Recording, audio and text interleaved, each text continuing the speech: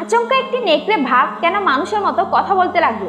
হযরত আবু হুরায়রা রাদিয়াল্লাহু তাআলা বর্ণনা করেন, একদিন একটি নেকড়ে ভাগ এক রাখালের ছাগলের পাল থেকে একটি বকরিকে আক্রমণ করলো, আর রাখালটি তৎক্ষণাৎ ঝাঁপিয়ে পড়ে ভাগের কবল হতে ছাগলটিকে উদ্ধার করে নিল।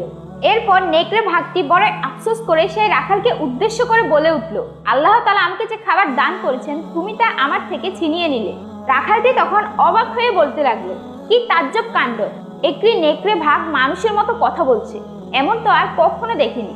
রাখালের কথার জবাবে নেকড়ে ভাগটি পুনরায় বলে উঠল, এর চাইতে আরো বেশি তাজ্জবের বিষয় হলো ওই খেজুর বাগানের পেছনের এলাকায় আরব দেশে এমন এক ব্যক্তি রয়েছেন যিনি সমস্ত বিষয় সম্পর্কে বলে দিতে পারেন। আর এই কথা দ্বারা নেকড়ে ভাগটি আল্লাহর নবী হযরত মুহাম্মদ সাল্লাল্লাহু আলাইহি ওয়াসাল্লামকে বুঝিয়েছে। আর সেই রাখালটি ছিল ইহুদি। ওই ঘটনার পরে রাখালটি রাসূল পাক সাল্লাল্লাহু আলাইহি ওয়াসাল্লামকে খুঁজে বের করে এবং ওনার হাতে ইসলাম ধর্ম গ্রহণ করে। সুবহানাল্লাহ।